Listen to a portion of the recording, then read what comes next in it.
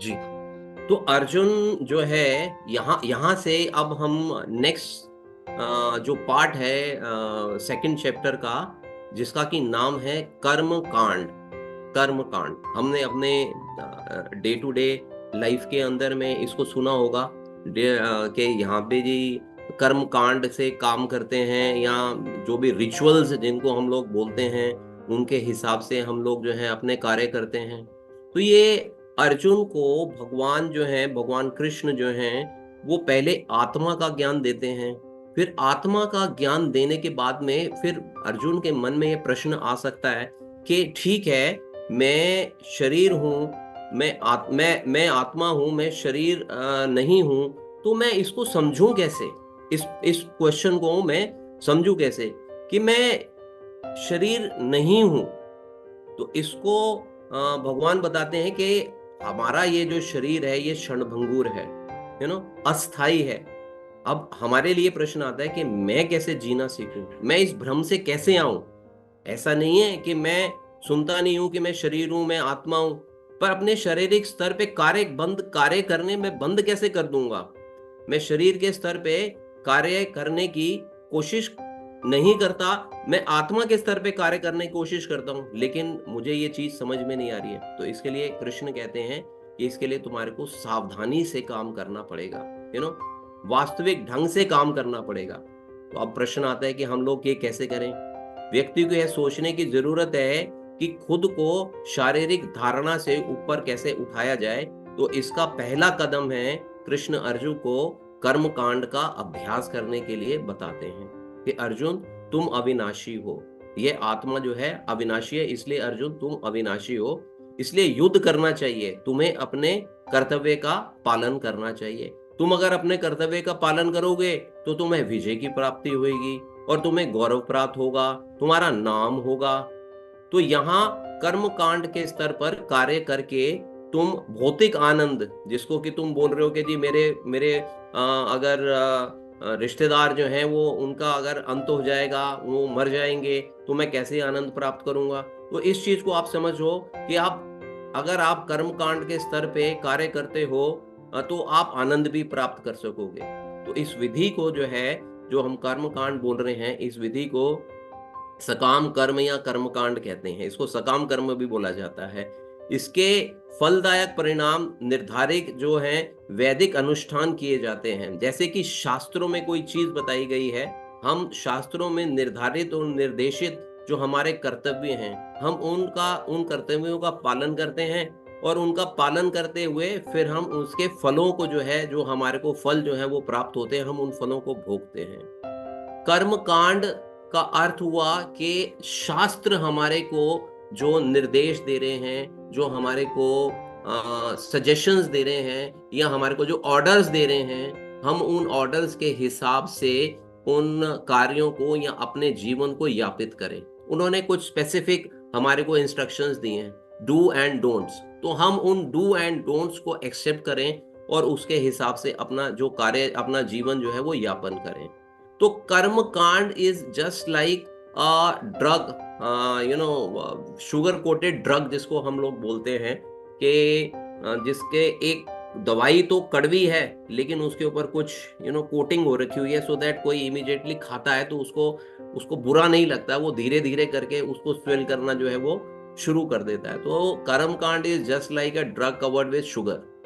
लेकिन यहाँ ये जो शुगर है, ये जो ड्रग है, ये एक धार्मिक ढांचे के भीतर ही संभव है। ये इससे क्या हो जाएगा कि जीव जो है धीरे धीरे उन्नति करता है। वह वो अब समझने की बात है कि वो धीरे धीरे उन्नति किस प्रकार से करेगा। कर्म कांड में एक्चुअली क्या है कि धर्म, अर्थ, काम, मोक्ष के सिद्धांत पर जीवन यापन करना होता है। इसका अर्थ है कि धर्म का पालन करते हुए अर्थ का यापन करना, अर्थ माने धन अर्जित करना, है ना? और काम अर्थात अपने परिवार के साथ में अपने बिजनेस को कैसे करना है, अपने फैमिली के साथ में कैसे रहना है, अपने समाज में कैसे रहना है, उसमें एक उस धन को अर्जित करके उसके साथ में आनंद के साथ में रहना, और अंत में मोक्ष को प्राप्त करने का प्रयास करना। अब ये जो श्लोक हैं 31 से लेके 38 तक के, इसमें अर्जुन को भगवान जो है उसका जो दूसरा तर्क था कि मेरे जब रिश्तेदार, जब मेरे सगे संबंधी हैं, वो युद्ध में अगर मारे जाएंगे तो मैं आनंद कैसे मनाऊंगा। तो यहाँ पे उसका उत्तर मिलता है उसको, कि अर्जुन का मानना था कि भाई युद्ध करेगा तो अपने रिश्तेदारों को मर जाएगा तो आनंद नहीं ले पाएगा। कृष्ण कहते हैं कि नहीं, यदि तुम युद्ध नहीं करोगे तब तुम आनंद नहीं ले पाओगे। यहाँ 31 से 38 तक में यही वर्णन जो है अर्जुन को भगवान जो है दे रहे हैं कि अब कर्म कांड का जो सिद्धांत है, अभी जो हमने पहला पढ़ा 11 से लेके 30 तक का, उसके अंदर में भगवान ने अर्जुन को ज्ञान योग का परिचय दिया था कि ज्ञान के हिसाब से सारे कार्य करने चाहिए, कि तुम शरीर नहीं हो, तुम आत्मा हो। अब उससे एक स्टेप नीचे आ रहे हैं भगवान, कि अगर अर्जुन ज्ञान का कॉन्सेप्ट अगर नहीं समझ पा रहा, तो कर्म कांड का कॉन्सेप्ट जो है वो मैं उसको बताता हूँ कि कर्म कांड के कॉन्सेप्ट के हिसाब से जो है अर्जुन काम करे, और कर्म कांड के हिसाब से काम करेगा तो उसके फल भी मिलेंगे। तो उसको तो इच्छा हो रही है कि मेरे को कुछ फल की प्राप्ति हो, तो इसमें कर्म कांड कॉन्सेप्ट के अंदर में अर्जुन को उसके जो काम करेगा उसका पुरस्कार मिल जाएगा।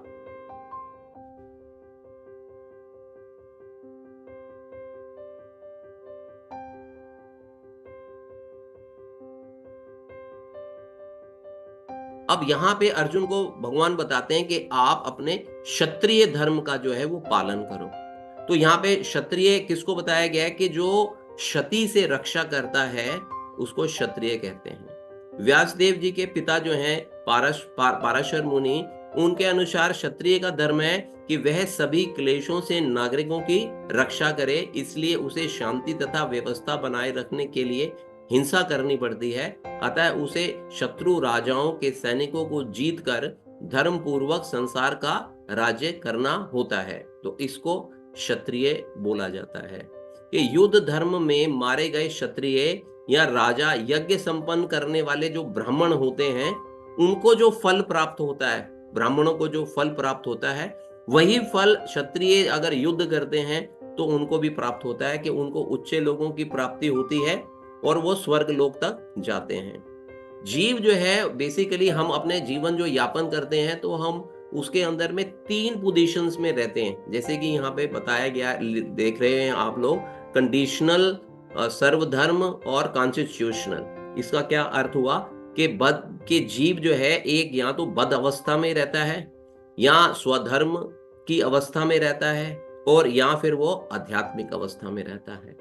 तो बद अवस्था में जीव जब रहता है तब वो क्या करता है, तो वो अपनी इच्छा के अनुसार, जैसा उसके मनोभाव होते हैं, मन के अंदर में जो उसकी इच्छा जागृत होती है, उसके अनुसार वो कार्य करता है। उसको गुरु साधु शास्त्र जो करे हैं उसकी कोई वैल्यू नहीं है उसके लिए, वो उसको कोई वैल्यू देता ही नहीं है। वो कहता है मैं अपने मन का राजा हूं, मेरे अंदर में जो विचार आएंगे, मुझे जो अच्छा लगेगा मैं वो कार्य करूंगा। जबकि स्वधर्म वाली जो सेकंड अवस्था है, उसमें मनुष्य तब तक मुक्त नहीं होता कि जब तक उसको धर्म के अनुसार अपने विशेष कार्यों को करता है। जैसे कि अभी हमने बताया कि धर्म अर्थ काम मोक्ष, उसके अनुसार उसको कार्य करने पड़ते हैं।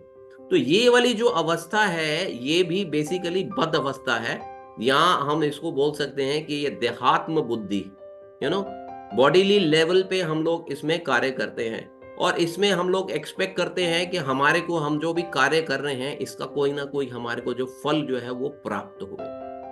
क्योंकि इसमें हम, ये बड़ा नेचुरल है हम सबके लिए कि हम कोई भी कार्य करते हैं तो हम एक्सपेक्ट करते हैं कि इसका कोई ना कोई रिजल्ट निकलेगा, मेरे को उसका बेनिफिट में जो है वो मिलना चाहिए। और फिर थर्ड पोजीशन आती है कि आध्यात्मिक या मुक्त अवस्था। यह मुक्त अवस्था तब होती है, इसमें हमारे एक विशेष कर्तव्य रहते हैं, आध्यात्मिक कर्तव्य रहते हैं, कि ये वाली अवस्था हमारे को, जो हमारा सेकंड स्टेज है स्वधर्म अवस्था, उसको क्रॉस करने के बाद में जब हम थोड़े से और अपग्रेड हो जाते हैं तो ये अवस्था हमारे को तब प्राप्त होती है। ये इस अवस्था में जीव जो है वो देहात्म बुद्धि से ऊपर उठ जाता है, बॉडीली लेवल से ऊपर उठ के सोल लेवल पे आता है। तो अब यहाँ पे फिर से अर्जुन की स्थिति ऐसी है कि इस समय के यदि वो अपने स्वजनों को मारता है ना, अपने स्वजनों को अगर वो मारता है तो उसको दुख होता है। और अगर वो नहीं मारता तो अपने स्वधर्म का वो पालन नहीं कर पा रहा। कि अर्जुन जो है इस समय डबल माइंडेड है। ऐसी पोजीशन में अर्जुन क्या करे?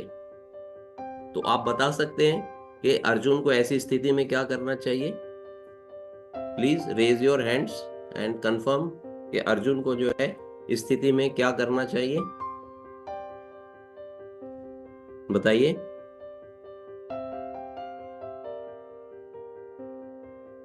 ट्राई कर सकते हैं, अपना हैंड रेज करिए तो मैं आपको अनम्यूट कर देती हूँ।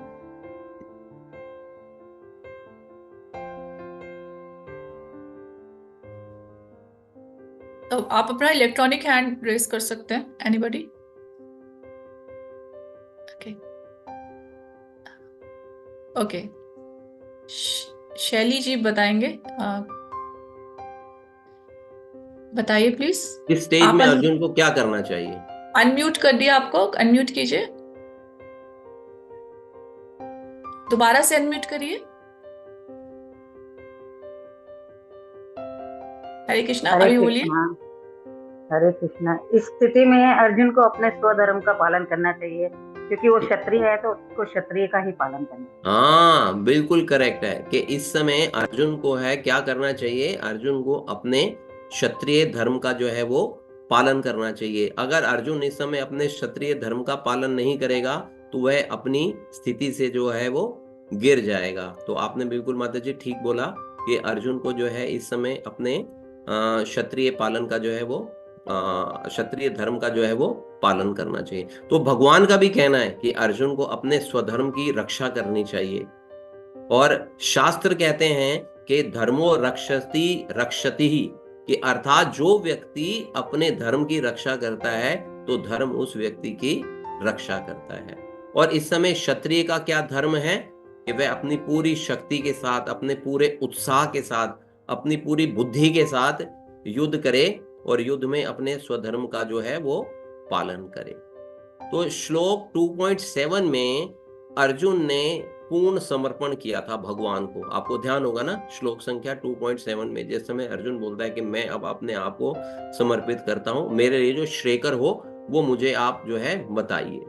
तो अब अर्जुन ने जब समर्पण किया और ये बोला कि मेरे लिए जो श्रेयकर है उसको मुझे बताइए, जिस जो कि लंबे काल तक चल सके, दीर्घकालीन लक्ष्य हो जिसका। तो अब कृष्ण जो है वो श्रेय के कई स्तर हैं, उसके विषय में अब हम चर्चा करते हैं कि श्रेय क्या है। धर्म युद्ध से बढ़कर उसके लिए कोई इस समय श्रेयकर कार्य नहीं है। तो हम लोग भी जो है अपने जीवन के अंदर में दो प्रकार के कर्तव्य जो है हमारे लोगों को करने पड़ते हैं, उसको फिर हम लोग अर्जुन के साथ में मैच करने का प्रयास करेंगे। एक तो भौतिक स्तर पर और एक आध्यात्मिक स्तर पे, क्योंकि यहाँ पे अभी बोला गया है कि जीव का जो स्वधर्म है वो क्या है। तो यहाँ पे स्वधर्म के दो एस्पेक्ट जो हैं वो हमारे को देखने हैं। पहला स्वधर्म का अर्थ है कि भौतिक कर्तव्य, ये हमारा समाज के प्रति, अपने परिवार के प्रति, अपने देश के प्रति जो वर्ण आश्रम की जो प्रक्रिया है उसके अनुसार काम करना, धन अर्जित करना, अपने पेरेंट्स की, अपने बच्चों की उनकी रिस्पॉन्सिबिलिटी, उसको अपना जीवन यापन करना, जो कि हम नॉर्मली अपना डे टू डे रूटीन के अंदर में हम इसी प्रकार का जीवन जो है वो हम नॉर्मली जो है वो जीते हैं।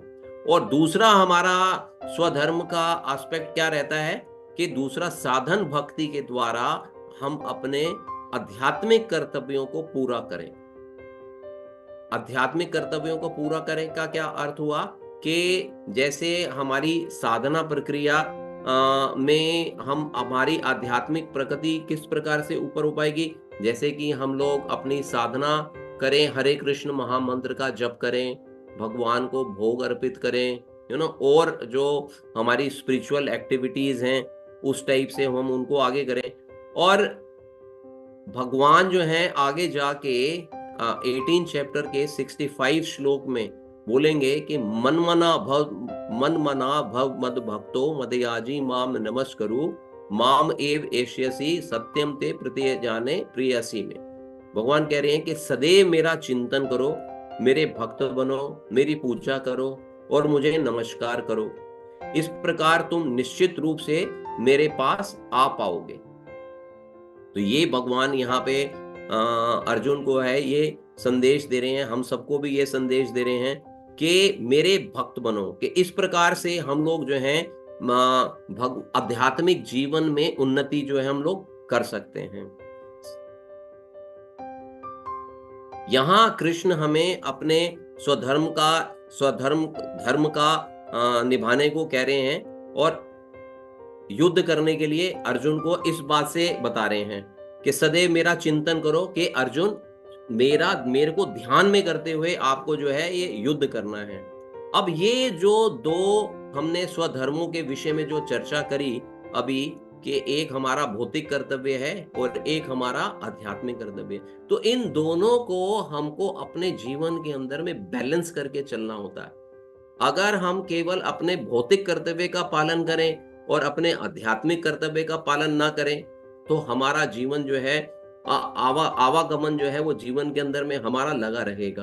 और जबकि हम इन दोनों का पालन साइमल्टेनियसली करते हैं, एक बैलेंस क्रिएट करना होता है हमारे को अपने जीवन के अंदर में, जहां पे कि हमारे को अपना भौतिक जीवन और आध्यात्मिक जीवन, इन दोनों को ना तो कोई ऊपर जाए ना कोई नीचे जाए, इन दोनों को जब हम बैलेंस करके चलते हैं तो वो हमारी लाइफ जो है ना वो बिल्कुल परफेक्ट बनती है।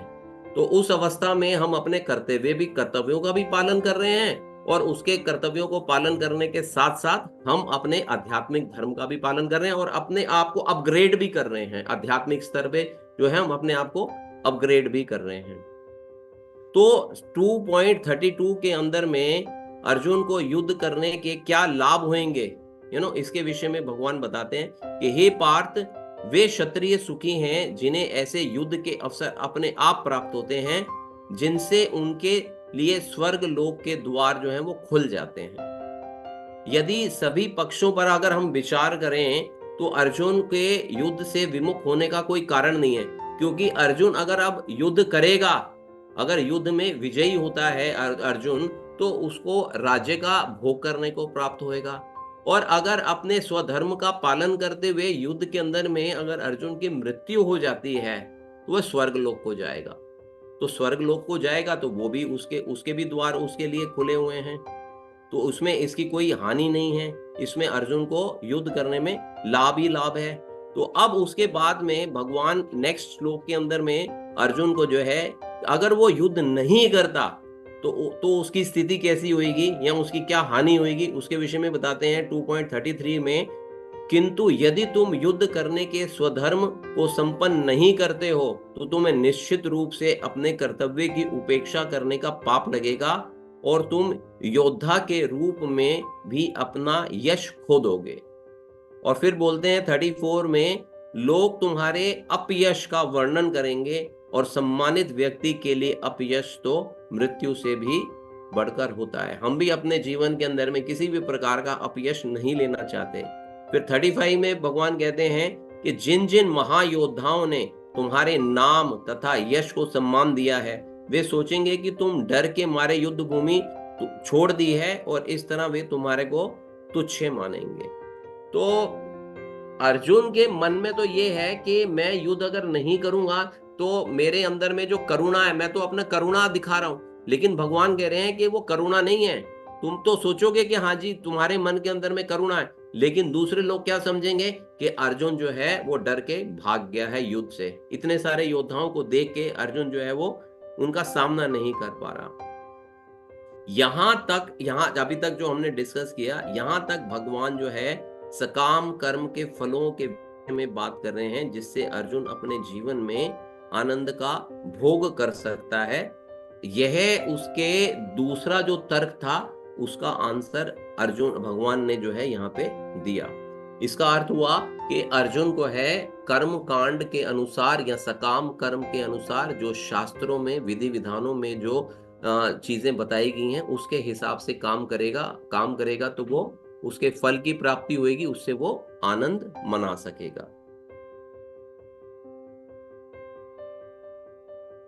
अब उसके बाद नेक्स्ट जो है 2.39 से लेके 2.53 तक, अब भगवान जो है अर्जुन को अभी उन्होंने सकाम कर्म के विषय में बताया अब अर्जुन को बुद्धि योग का इस्तेमाल करते हुए, बुद्धि योग जो है उसको इस्तेमाल करते हुए निष्काम कर्म योग, उसके विषय में भगवान जो है उसको बताएंगे। और यहाँ पे जो अर्जुन ने अपना अगला तर्क रखा था कि मेरे को पाप लगेगा अगर मैं अपने स्वजनों की हत्या करता हूं या युद्ध में उनका वध करता हूं, तो मेरे को जो है वो पाप लगेगा।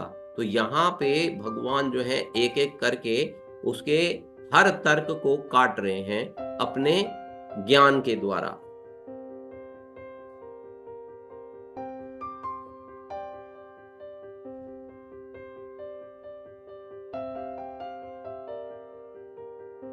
अब नेक्स्ट आता है जो डिस्कशन का पॉइंट, वो है निष्काम कर्म योग। तो सेकंड चैप्टर को सांख्य योग कहते हैं, जैसे हमने पहले भी डिस्कशन किया था, उसके अंदर में बताया था। तो सांख्य का क्या अर्थ है? सांख्य का अर्थ है कि विस्तार से वस्तुओं को जानना या उनका वर्णन करना, कि जो आत्मा की वास्तविक प्रकृति है उसका वर्णन बताता है बेसिकली ये सांख्य योग यहाँ पे चैप्टर 2 के अंदर में। और योग का क्या अर्थ है कि अपनी इंद्रियों का निग्रह या अपनी सेंसेस को कंट्रोल करना, और कंट्रोल ऑन आवर सेंसेस। यहाँ पे सांख्य का अर्थ जो आ रहा है वो शरीर और आत्मा के एनालिटिकल स्टडी, यहाँ के जिसको बोलेंगे विश्लेषिक अध्ययन के द्वारा हमारे को आत्मा और शरीर के विषय में चर्चा। तो भगवान कृष्ण ने आत्मा का जो एनालिटिकल डिस्क्रिप्शन दिया, तो अर्जुन को बुद्धि योग या कर्म योग तक लाने के लिए किया। अर्जुन को ये सारा जो ज्ञान दिया कि वो बुद्धि योग का क्या अर्थ हुआ? बुद्धि योग बोल लें या हम कर्म योग बोल लें या हम भक्ति योग बोल लें, this is one and same thing. इसमें इसको हमारे को समझना होगा, इसमें हम लोग कहीं मिसअंडरस्टैंड ना कर जाएं इस टर्म को, कि जहाँ पे बुद्धि योग यूज हो रहा है या कर्म योग यूज हो रहा है या फिर भक्ति योग यूज हो रहा है, तो ये बेसिकली ये टर्म जो है वो भक्ति के लिए यूज हो रही है। तो अर्जुन का युद्ध ना करने का प्रस्ताव जो था वो बेसिकली सेंस ग्रेटिफिकेशन या इंद्रिय तृप्ति पर आधारित था। वो अर्जुन जो क्या चाह रहा था कि जीतने से प्राप्त होने वाला सुख और स्वजनों को जीवित देखने का सुख, ये दोनों के दोनों सुख वो इकट्ठे भोगना चाह रहा था। तो भगवान कह रहे हैं कि दोनों के दोनों सुख जो आप भोगने जा रहे हो ये बेसिकली ये इंद्रिय तृप्ति के स्तर पे हैं, ये सेंस ग्रेटिफिकेशन के स्तर पे हैं। सारे जीव जो भी है ना भौतिक जगत के अंदर में इंद्रिय तृप्ति के लिए ही कर्म करते हैं। जैसे मैंने अभी बताया कि हम सब लोग इंद्रिय तृप्ति के लिए या अपनी सेंस ग्रेटिफिकेशन के लिए ही काम करते हैं। और इसको हम दूसरी ओर ना देखते हुए क्या कर जाते हैं, तो हम माया के वशीभूत हो जाते हैं और स्वयं को सारे कर्मों का भोक्ता जो है वो मान बैठते हैं कि हाँ जी ये कर्म मैंने सारे किए हैं और मैं ही इसके फल का भोक्ता बनूंगा, क्योंकि मैंने किया है, मैंने अर्जित किया है, तो ये सारे के सारे इसके जो फल हैं वो मेरे को ही मिलने चाहिए, माने कि मैं अपने आप को भोक्ता मानता हूं। तो ये आप बताते हैं कि ये माया या इंद्रिय तृप्ति जन्य मोह का अंतिम पाश है। ये जो हमारे अंदर में जो मोह रहता है कि मैं ही सब कुछ कर रहा हूं, मैं ही भोगता हूं, I am the self made person, मैंने जीवन के अंदर में जो कुछ किया है वो मेरी वजह से हुआ है और कोई इसका भागीदार नहीं है, ना किसी ने पार्टिसिपेट किया है। तो ये बताते हैं कि ये सारी की सारी जो चीजें हैं ना, ये सारी मोह के कारण होती है कि हाँ मैं सेंस ग्रेटिफिकेशन करूंगा अपने कर्मों का। तो भगवान यहाँ पे बता रहे हैं कॉन्सेप्ट से या इस तरह की जो धारणा है उससे मनुष्य जो है बहुत ही जन्मों तक संघर्ष करता रहता है, तब जाके कोई जो है वो भगवान की शरण या भगवान की ओर उन्मुख होता है या भगवान की तरफ उसका रुझाव जो है वो हो पाता है। अदरवाइज नॉर्मल कोर्स के अंदर में रुझाव नहीं होता। हम देखते हैं कि हम रूटीन लाइफ के अंदर में बहुत सारी चीजें देखते हैं, अपने आसपास देखते हैं लोगों से। अगर आप किसी को भगवत गीता के बारे में या भगवान की चर्चा के विषय में, भगवान के विषय में कोई चर्चा करने जाएंगे, नोबडी इज इंटरेस्टेड, किसी का कोई इंटरेस्ट नहीं आता उस विषय में बात करने के लिए। भगवान कह रहे हैं कि ये जो है ये बड़ी मुश्किल से कोई जीव जो है ना भगवान को भगवान की ओर उन्मुख होता है।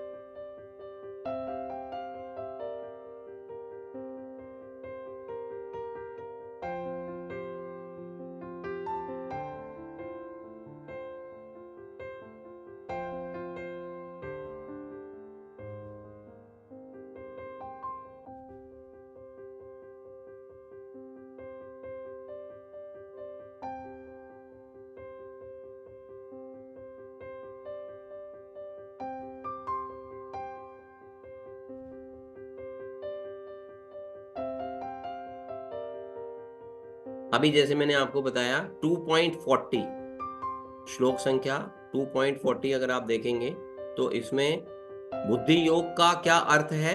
अभी मैंने बताया बुद्धि योग बोल रहे, कर्म योग बोल रहे या भक्ति योग बोल रहे, it is one and same thing.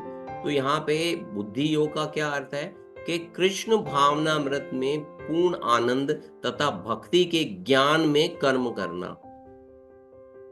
मैं दोबारा बोलता हूं, बुद्धि योग का अर्थ है कृष्ण भावनामृत में, कृष्णा कॉन्शियसनेस में पूर्ण आनंद, पूरा का पूरा आनंद के साथ में भक्ति के ज्ञान में कर्म करना। भक्ति के ज्ञान में कर्म करने का क्या अर्थ हुआ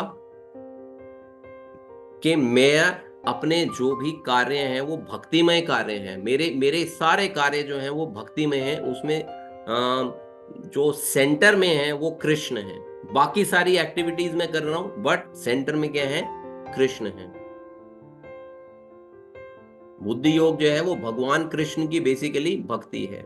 और कृष्ण भावनामृत कर्म या कृष्णा कॉन्शियसनेस एक्शन या एक्टिविटीज तथा फल प्राप्ति की इच्छा से किए गए कर्म, ठीक है, वेयर जहां पे कि अगर हम देखें कि जो व्यक्ति दूसरा व्यक्ति जो है वो भौतिक कार्यों के लिए प्रयास कर रहा है, यू नो, कि one is looking for his endeavours results, तो इन दोनों के अंदर में बहुत अंतर है। तो कृष्ण भावनामृत के अंदर में जो काम किया गया वो और अपनी इच्छा से या सकाम कर्म के अंदर में जो कार्य किए गए तो उनके रिजल्ट्स में दोनों में बहुत अंतर होता है। अब आपके मन में ये प्रश्न आ सकता है कि कृष्ण भावनामृत का फायदा क्या होएगा जी हमारे को। आपने बोला कि जी सकाम कर्म में तो हमारे को बेनिफिट मिलता है, हमारे को हमारे कर्मों के फल भोगने को मिलते हैं, और आप बता रहे हो जो भक्तिमय कार्य हैं उसमें सारा का सारा जो फल, वो जो सेंटर ऑफ अट्रैक्शन है वो कृष्णा है। तो मेरे को कृष्ण भावनामृत का क्या फायदा है जी? हमें तो ये बताओ कि इसको करने से हमारे को क्या लाभ मिलेगा, तभी तो हमारे को अंतर का पता चलेगा। कृष्ण भावनामृत में प्रारंभ किया जाने वाला कोई भी कार्य अधूरा नहीं रहता, उसका जो है हमारे को स्थायी रिजल्ट जो है वो मिलता है। कि जैसे यहाँ पे अब आप देख रहे हो कृष्णा कॉन्शियसनेस 1% और मटेरियल कॉन्शियसनेस 100%, उसके नीचे लिखा हुआ है कि नो प्रॉफिट, और उसके नीचे कृष्णा कॉन्शियसनेस में लिखा हुआ है इटर्नल प्रॉफिट। तो इसका क्या अर्थ हुआ कि अगर हम जब भक्ति में कार्य करते हैं और उसके अंदर जब हम भक्ति के अंदर में प्रगति करते हैं और वो प्रगति करते करते अगर हमारा शरीर जो है वो चला जाता है, शरीर से हम छूट जाते हैं, तो हमारे को जो नेक्स्ट बर्थ मिलता है, तो वो जैसे हमने इस जन्म के अंदर में 1% प्रोग्रेस करी है, कृष्णा कॉन्शियसनेस के अंदर में 1% प्रोग्रेस करी या 2% प्रोग्रेस करी या 5% किसी ने प्रोग्रेस करी, तो जो उसको नेक्स्ट बर्थ मिलेगा उसके अंदर में उसका जो कृष्णा कॉन्शियसनेस जो एक्टिविटीज हैं वो उसकी 1% से अगर छोड़िए 1% पे, 2 पे छोड़िए 2 पे, 5 पे छोड़िए 5 पे, 10 पे छोड़िए 10 से आगे प्रगति होगी। और अगर हम भौतिक जीवन को अगर हम देखते हैं तो इस जीवन के अंदर में हमारे को पूरा का पूरा 100% जो कार्य जो है वो करना पड़ता है। अगर किसी जीव ने नर्सरी से लेके पीएचडी करी है तो उसको नेक्स्ट बर्थ के अंदर में भी फिर से नर्सरी से लेके पीएचडी करनी पड़ेगी। और जबकि अगर हम कृष्णा कॉन्शियसनेस कार्यों को देखें तो उसमें जितनी प्रगति कर ली गई है उससे आगे प्रगति जो है वो जीव की होती है। तो ये हमारे को कृष्णा कॉन्शियसनेस में आने का, या जो निष्काम भाव से यहाँ पे जो काम करने के लिए बोला गया है या बताया गया है, तो ये उसके गुण हैं बेसिकली। फिर 2.41 वाला जो श्लोक है, दिस इज वेरी इंपॉर्टेंट श्लोक, और मैं सबसे रिक्वेस्ट करूंगा, अगर आपके पास में भगवत गीता है तो हम सब मिल के इस श्लोक को जो है वो पढ़ते हैं, तो इसका अध्ययन करेंगे। व्यवसाय आत्मिका बुद्धि एका ही कुरु नंदना, बहुशाखा ही अनंतस्य चा, बुद्धैसा अवयसी मनाम। तो अगर आपके लिए पॉसिबल है तो प्लीज इसको पढ़िए।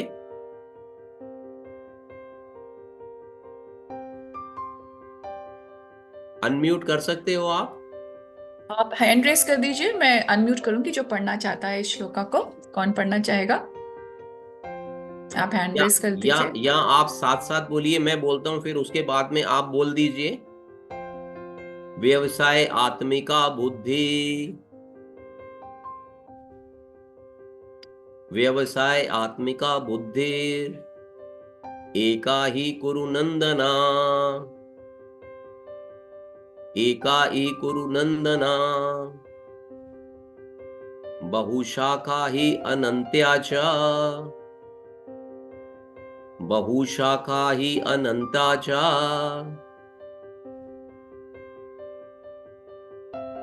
बुद्धैस अवसायिनाम, बुद्धैस अवसायिनाम। तो भगवान इस श्लोक में बोल रहे हैं कि जो इस मार्ग पर चलते हैं, किस मार्ग पे? भक्तिमय मार्ग पे जो चलते हैं, वे प्रयोजन में दृढ़ होते हैं और उनका लक्ष्य भी एक ही होता है।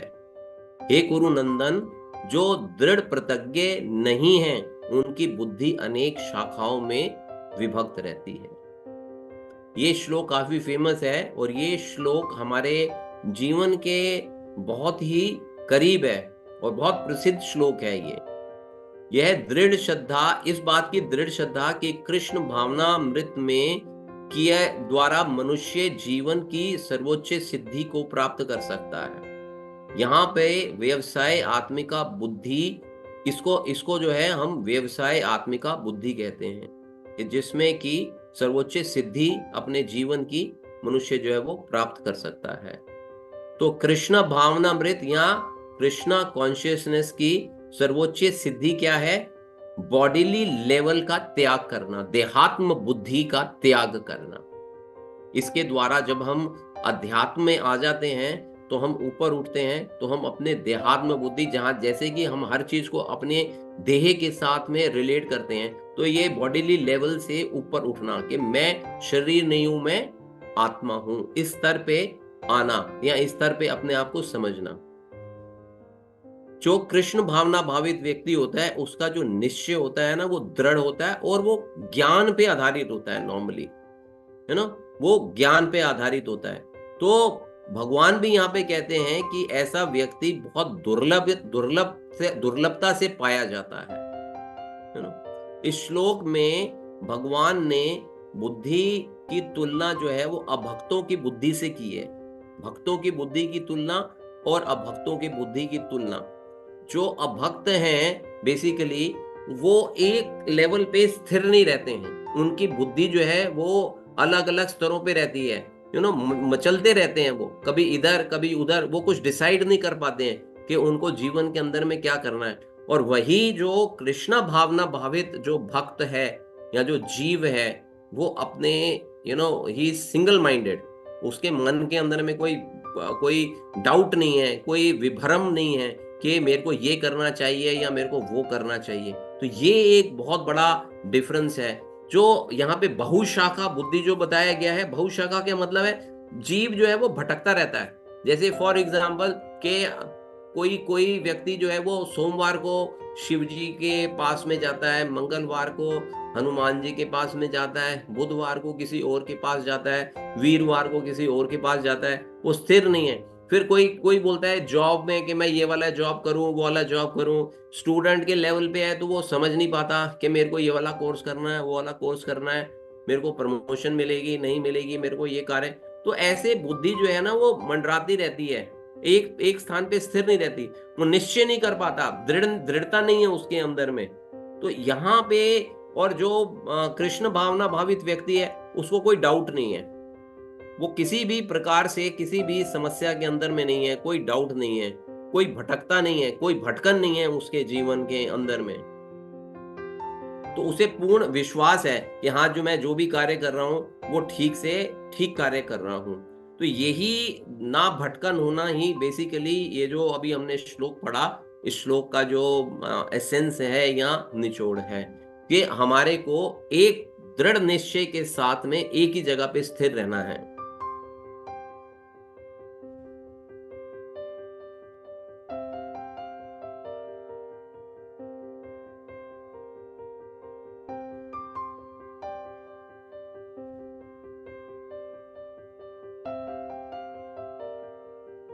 अब 42 से 44 जो श्लोक हैं, 42 और 43 में भगवान कहते हैं कि अल्प ज्ञानी मनुष्य वेदों के उन अलंकारिक शब्दों के प्रति अत्यधिक आसक्त रहते हैं जो स्वर्ग की प्राप्ति, अच्छे जन्म, शक्ति इत्यादि के लिए विविध सकाम कर्म करने की संतुति करते हैं।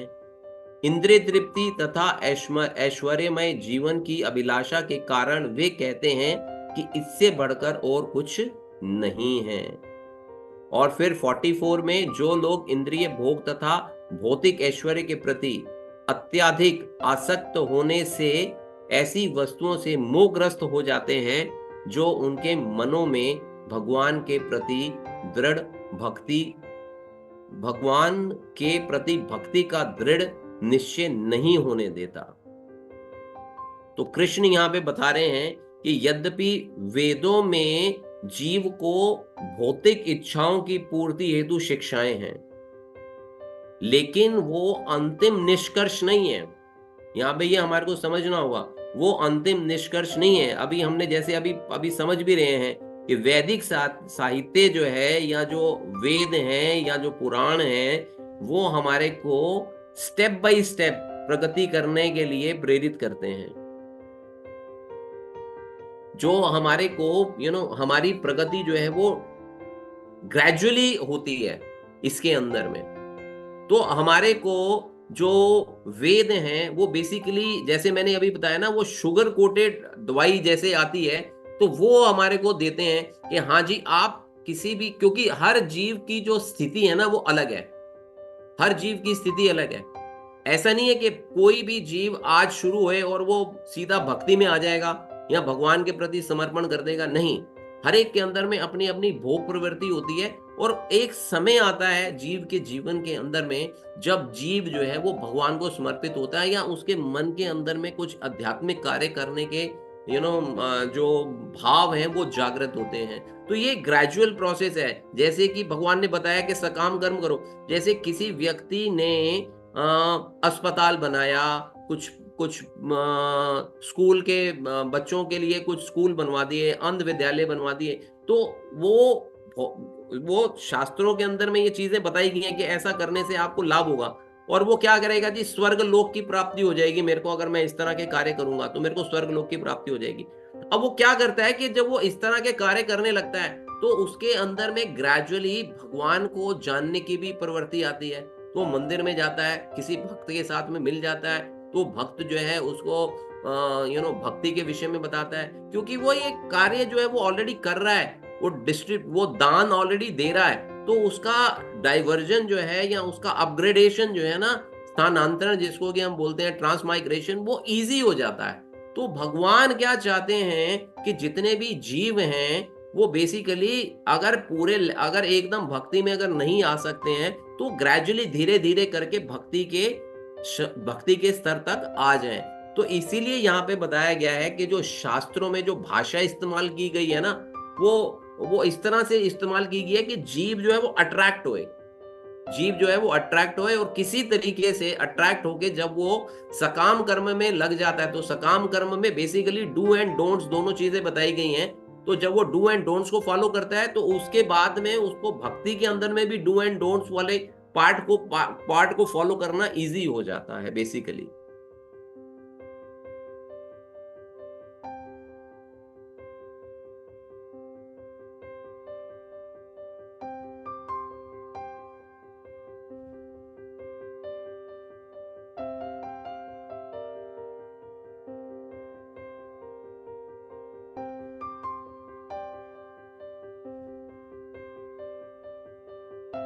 अब ये जो 2.47 श्लोक है, this is again a very famous श्लोक, ये भी बहुत फेमस श्लोक है।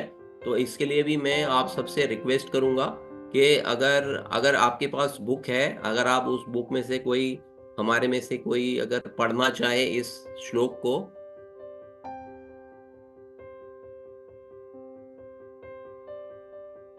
प्रेम मंजरी, ऐसा पॉसिबल है कि हम सब एक वन शॉट में अनम्यूट हो जाए और फिर दोबारा से आप हम सबको म्यूट कर दो? हाँ, लेकिन मैं कर सकती हूँ। हैं? अगर कर सकते हो तो प्लीज कर दो। एक्चुअली सब लोगों की इन्वॉल्वमेंट होगी फिर, और हम साथ में अगर इस श्लोक को पढ़ेंगे तो जो लोग भी पढ़ना चाहते हो अपने आप को अनम्यूट कर सकते हैं अभी, साथ प्लीज में आप पढ़ेंगे। अनम्यूट कीजिए। पहले प्रभु जी बोलेंगे एक श्लोक का वर्स, फिर आप भी बोलिएगा पीछे साथ, ठीक है? इस श्लोक को हम 4 लाइनों में बोलेंगे, है ना? कर्मणि एव अधिकारस्ते, कर्मणि एव अधिकारस्ते, कर्मणि एव अधिकारस्ते, कर्मणि एव अधिकारस्ते, मा फलेषु कदाचन, मा फलेषु कदाचन, मा फलेषु कदाचन, मा फलेषु कदाचन, मा कर्मफल हेतुभू, मा कर्मफल हेतुर्भू, मा कर्मफल हेतुर्भू,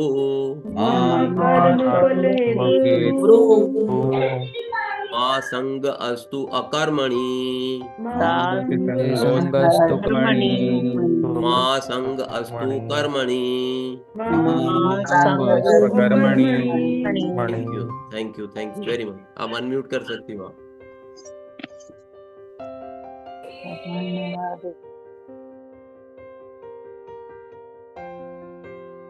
कर्मण्येवाधिकारस्ते मा फलेषु हरे कृष्णा, कदाचन, मैंने आपको भी म्यूट कर दिया, आप अपने आप को अनम्यूट कर लीजिए। सॉरी। मा कर्मफल हेतुर्भू मा संगोस्तु कर्मणि। तो इसमें भगवान क्या बताना चाह रहे हैं कि तुम्हें अपने कर्म या कर्तव्य करने का तो अधिकार है, किंतु कर्म के फलों के तुम अधिकारी नहीं हो। तुम ना तो कभी अपने आप को अपने कर्मों के फलों का कारण मानो, ना ही कर्म ना करने में कभी आसक्त हो। ये अब हमारे को, जब हम इस श्लोक को पढ़ते हैं, तो इस श्लोक का नॉर्मली जो है ना, हम लोग बेसिकली जो पहला वाला भाग है वो केवल हम पहले वाले भाग को ही पढ़ते हैं या उसको ही समझते हैं, कर्मणि एव नाधिकारस्ते, इतना बोलते हैं कि हर जीव को कार्य करने का अधिकार है बस। और अपनी मर्जी के अनुसार फिर जो है हम इसका, अपने मर्जी के अनुसार जो हम सारे कार्य करते हैं, और उसी के अनुसार जो है इस श्लोक को हम एक्सेप्ट करते हैं। तो शील प्रभुपाद ना इसे हाफ एंड लॉजिक स्टोरी के द्वारा बताते हैं कि एक मुर्गी जो थी वो सोने के अंडे देती थी। तो उसके मालिक ने सोचा कि अंडे जो है वो तो पीछे से दे रही है, तो आगे वाला जो इसका पोर्शन है गर्दन, ये तो किसी काम की नहीं है, तो मैं क्या करता हूं, मैं इस गर्दन को क्यों ना काट लूं, क्योंकि गर्दन तो कुछ दे ही नहीं रही है ना। तो हम सब लोग भी क्या करते हैं कि हम सब लोग भी यही मूर्खता करते हैं अपने जीवन में। ये सारे कार्य जो हैं वो अपने मर्जी से करते हैं, और कहते हैं कर्मणि अवधिकारस्ते। तो इस बात को हम कैसे समझेंगे कि जीव कर्म करते हुए भी इस प्रकार से कर्म करे कि कर्म के बंधन में बंधे नहीं। ये इस श्लोक का जो संदेश जो है वो ये है कि जीव कर्म तो करे, लेकिन कर्म करते हुए भी अपने कर्मों में वो बंधे नहीं।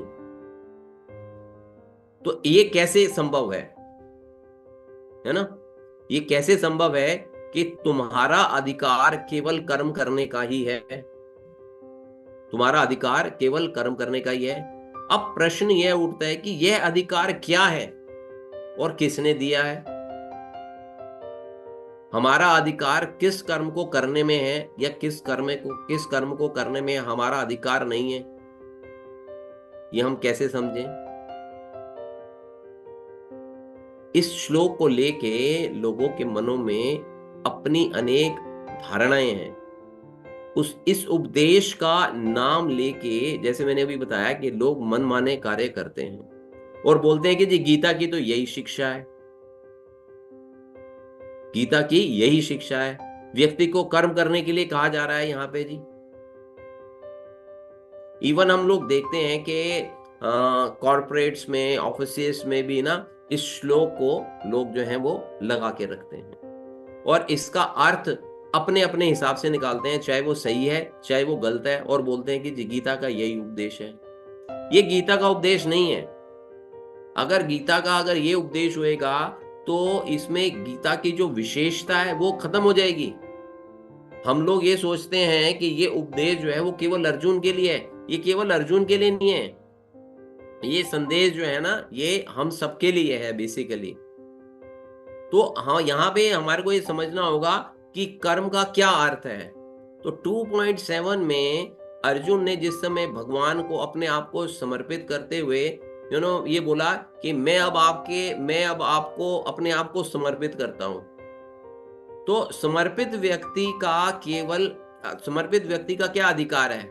जिसने अपने आप को दूसरे व्यक्ति को समर्पित कर दिया है तो उसका अधिकार क्या है कि वह अपने से उच्च अधिकारी या जो जिसको समर्पित किया है उसकी इच्छा अनुसार कर्म करे, उसकी इच्छा के अनुसार जो है वो कर्म करे। जो समर्पित व्यक्ति है उसकी दो स्थितियां हो सकती हैं जी यहाँ पे। पहली स्थिति तो ये है कि जो उसको इंस्ट्रक्शंस मिली हैं उन इंस्ट्रक्शंस को वो एक्सेप्ट कर ले, लेकिन होता क्या है कि नॉर्मली जो हमारे को बताया जाता है हम उसको एक्सेप्ट नहीं करते हैं, है ना। तो उनको उनके अगेंस्ट या उनसे विपरीत अवस्था में हम लोग कार्य करते हैं और इच्छा ना होते हुए भी उस कार्य को हमारे को करना पड़ता है, तो वो अनिच्छा पूर्ण हमारा कार्य हो जाता है। और दूसरा क्या है कि दूसरी अवस्था क्या है कि जो हमारे को इंस्ट्रक्शंस मिली है या जो हमारे को हमारे सीनियर ने या जो हमारे इंस्ट्रक्टर ने जो चीज हमारे को गाइड की है कि हम उसकी एक्सेप्टेंस में ही हम अपनी भी एक्सेप्टेंस मिला दें कि हाँ जी उसकी प्रसन्नता में ही मेरी प्रसन्नता है। इस बात अगर हम इस तरह का अगर हम माइंडसेट लेके चलें तो क्या स्थिति होगी? तो ये हो जाएगा कि हम अगर हम इस स्थिति को दूसरी स्थिति को मान के चलते हैं तो हम जो भगवान हमारे को बता रहे हैं उनकी इंस्ट्रक्शंस को अगर हम मानते हैं और हम उन्हीं की प्रसन्नता में अपनी प्रसन्नता अगर हम देखते हैं तो हम जो है वो सेटिस्फाइड हो जाएंगे, हमारा सेटिस्फेक्शन लेवल आएगा। तो यहाँ पे जो कर्म है ना, हम अपने कर्म बंधनों से इस पोजीशन में हम अपने कर्म बंधनों से बंधेंगे नहीं, अदरवाइज जो है हम अपने कर्म बंधनों से जो है वो बंध जाएंगे। तो अब कर्म जो है ना वो 3 प्रकार के होते हैं। इसको आप सब लोग नोट भी कर सकते हो अगर आप नोट करना चाहो। तो जो कर्म है वो 3 प्रकार के होते हैं। तो पहला है कर्म, या जिसको कि हम लोग सकाम कर्म भी बोलते हैं या स्वधर्म भी बोलते हैं। इसमें जीव जो है शास्त्रों के जो आदेश होते हैं उनका पालन करते हुए जो जीवन यापन करता है, ये तो हो गया सकाम कर्म। और इसका ऑपोजिट हो जाता है जी विकर्म। विकर्म में अधिकारी की सम्मति नहीं होती, उसकी एक्सेप्टेंस नहीं होती है। जीव जो है अपनी इच्छा के अनुसार कार्य करता है सारे के सारे। उसको किसी चीज से, जैसे मैंने प्रारंभ में बताया किसी से कोई लेना देना नहीं होता। जैसा मनोभाव जागृत होएगा उसी मनोभाव के हिसाब से जीव जो है वो कार्य करेगा। अच्छा किसी को लग रहा है, किसी को बुरा लग रहा है, उसके लिए हितकर है या अहितकर है उसको कोई मतलब नहीं है। और थर्ड आ जाता है जी अकर्म।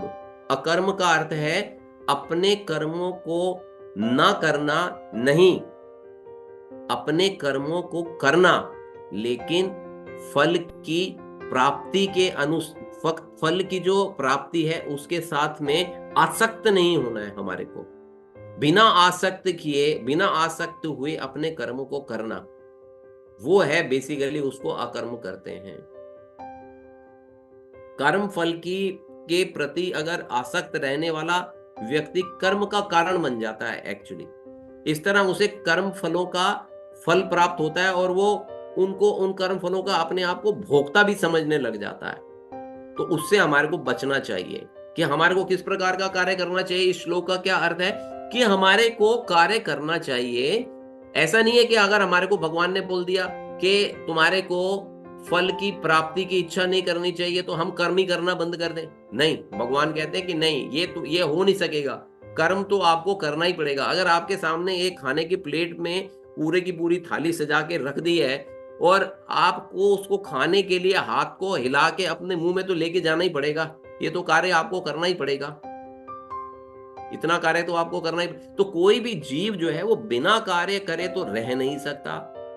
तो हमारे को कार्य किस प्रकार के करने चाहिए? हमारे को कार्य इस प्रकार का करें कि कार्य करते हुए हमारे को किसी प्रकार का कोई बंधन जो है वो ना आए।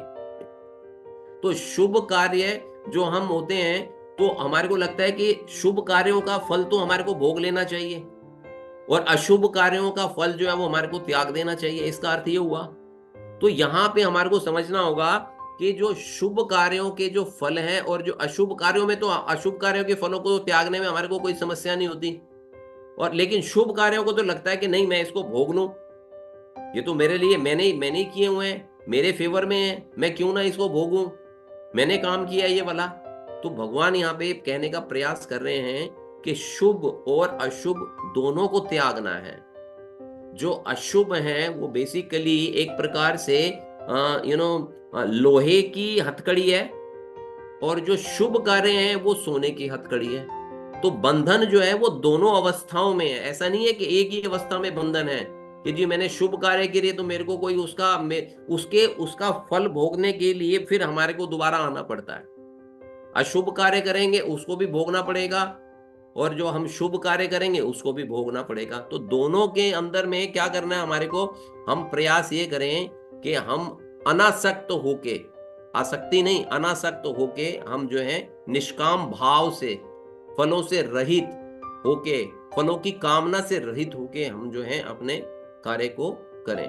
तो 49 के अंदर में भगवान 2.49 में भगवान बोलते हैं कि हे धनंजय, भक्ति के द्वारा समस्त गर्हित कर्मों से दूर रहो और उसी भाव से भगवान की शरण ग्रहण करो। जो व्यक्ति अपने सकाम कर्मों के फलों को भोगना चाहते हैं वे कृपण हैं। अब यहाँ पे थोड़ा सा ड्युअलिटी नजर आती है भगवान के वाक्य के अंदर में कि कर्म कांड सेक्शन में कृष्ण कहते हैं कि सकाम कर्म करो और बुद्धि योग सेक्शन में कह रहे हैं कि सकाम कर्म मत करो। जो व्यक्ति सकाम कर्म में लगता है वो कृपण है। तो ऐसा क्यों है? तो भगवान जो है जीव को उसकी क्षमता अनुसार परिश्रम करवाते हैं। सभी जीव प्रारंभ में बुद्धि योग या भक्ति योग के अंदर में नहीं आ सकते, इसलिए भगवान जो है वो कर्म कांड की सलाह देते हैं जिससे कि जीव, मैंने जैसे भी बताया कि ग्रेजुअली जो है वो प्रगति कर सके और सकाम कर्म से निष्काम कर्म की ओर बढ़ सके या प्रगति कर सके। हम लोग अपने फैमिलीज के अंदर में भी देखते हैं कि हमारे बच्चों को हम लोग इंस्ट्रक्शंस देते हैं या उनको हम कुछ बताते हैं, वो उनको लगता है कि नहीं हम लोगों को unnecessarily we are just trying to overpower them unnecessarily.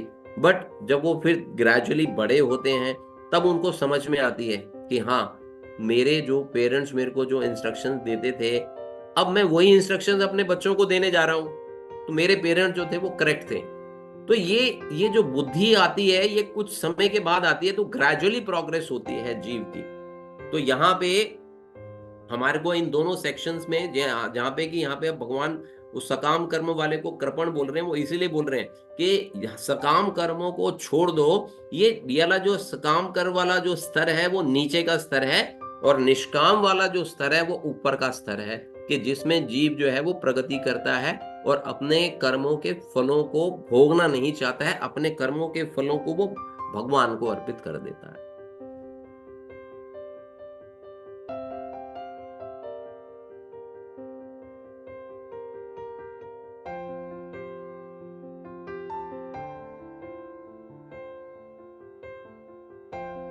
अब ये श्लोक 50 जो है, इस श्लोक के अनुवाद में प्रभुपाद कहते हैं कि केवल भक्ति में संलग्न मनुष्य ही मुक्त हो सकता है।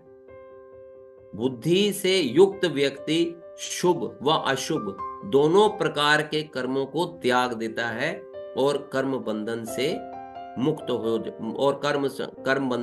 मुक्त हो जाता है। जैसे मैंने अभी बताया कि शुभ और अशुभ दोनों प्रकार के कर्मों को जो है वो त्यागना पड़ता है।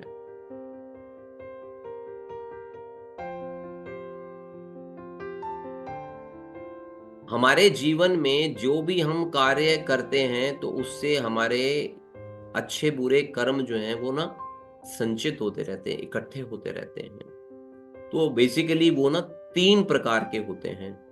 एक तो है हमारे संचित कर्म, जिन्हें हम अनेक जन्मों से संचित करते चले आ रहे हैं, है ना।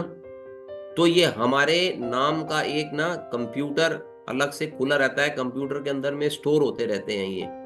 तो इनको हमारे को नष्ट करने के लिए फिर से कोई कर्म करने पड़ते हैं, और फिर से हम कोई उल्टे सीधे कर्म करते हैं। तो ये हमारा भोग प्रवृत्ति जो है ना वो हमारी खत्म नहीं होती।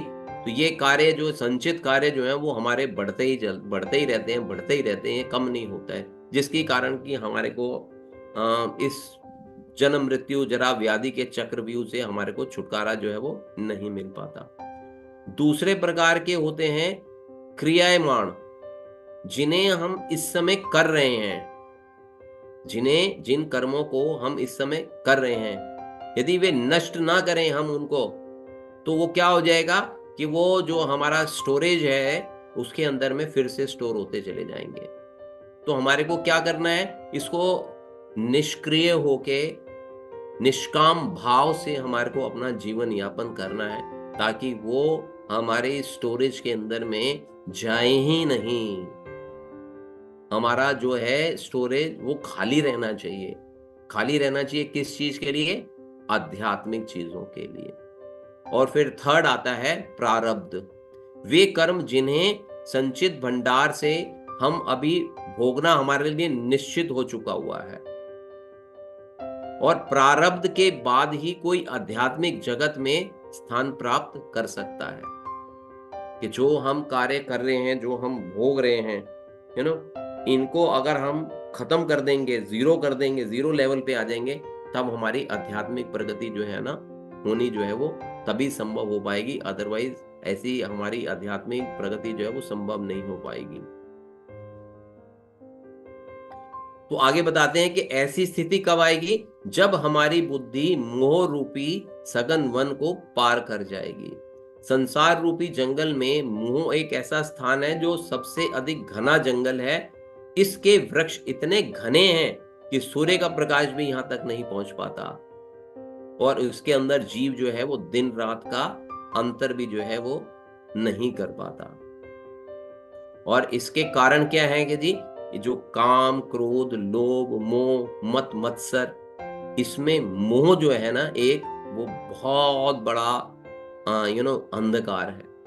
तो विल्व मंगल ठाकुर जो है वो प्रार्थना करते हैं, और इस प्रार्थना में क्या कहते हैं कि कृष्ण, मैं इस संसार रूपी कूप में गिर गया हूं जो मोह रूपी अंधकार से भरा हुआ है, तथा इसमें काम वासना की भीषण तप से मैं जल रहा हूं। आप मुझे अपने हाथ का सहारा दीजिए, ताकि मैं इस भयानक कूप से बाहर जो है मैं आ सकूं। तो इसी प्रकार से शीला प्रभुपाद ने भी, जब यहाँ से शीला प्रभुपाद पाश्चात्य देशों में गए, तो उन्होंने भी वहां पे जाके जब कृष्ण भावनामृत का प्रचार किया तो वहां पे जितने भी हिप्पी थे तो उनको भी शील प्रभुपाद इसी प्रकार से, जैसे कि बिल मंगल ठाकुर बोल रहे हैं कि मेरे को इस अंधकार कूप से बाहर निकालो, तो शीला प्रभुपाद ने भी इन हिप्पियों को जो है वो अंधकूप से बाहर निकाला और उनको कृष्ण भावनामृत दिया। ऐसा नहीं है कि जो लोग नास्तिक हैं या जो लोग सकाम कर्मों में लगे हुए हैं वो लोग अपग्रेड नहीं हो सकते। अगर उनको श्रीला प्रभुपाद जैसे भक्त का आश्रय प्राप्त हो जाता है या वो उनका आश्रय ले लेते हैं, जैसे कि भी बताया कि अपने से बड़े अधिकारी का जब हम आश्रय ले लेते हैं और उसकी प्रसन्नता में जब हम अपनी प्रसन्नता मिला देते हैं तो हमारे लिए जो है वैकुंठ के द्वार जो है वो खुल जाते हैं।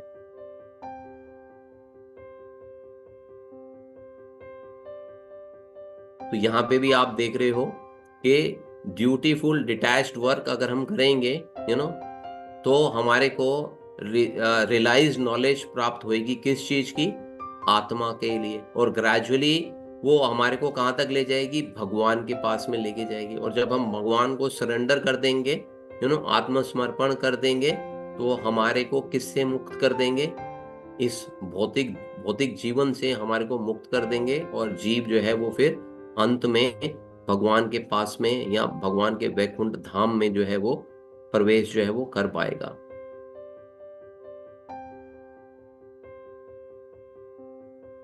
अब हम नेक्स्ट लेवल पे आ रहे हैं जो कि है स्थित प्रज्ञा। अभी तक हम लोगों ने डिस्कस किया सकाम कर्म के विषय में, जहां पे कि कर्मों के फल मिलते हैं जीव को, और फिर हमने डिस्कस किया निष्काम कर्म के विषय में, जिसमें कि अपने कर्मों के फल जो हैं वो हम स्वयं नहीं भोगते, भगवान को अर्पित कर देते हैं, या फिर हम कर्म तो करते हैं, मेहनत भी करते हैं, लेकिन फल के साथ में हम लोग आसक्त नहीं होते हैं। तो ऐसा भक्त जो फल के साथ में आसक्त नहीं होता तो उसकी क्या स्थिति होती है, वो जीव कैसा होता है, कैसा दिखता है, अब इसके विषय में अर्जुन के मन में जिज्ञासा जो है वो जागृत हो रही है, और वो पूछना चाहता है कि ऐसे भक्त को हम कैसे पहचानेंगे, कि अगर हमारे को किसी की शरण ग्रहण करनी है तो शरण ग्रहण किसी की तो करेंगे हम लोग, तो किसी भक्त की जब हम शरण ग्रहण करेंगे तो वो हमारे को कैसे पता चलेगा कि वो भक्त कैसा है, किस प्रकार से हम उसको पहचान पाएंगे।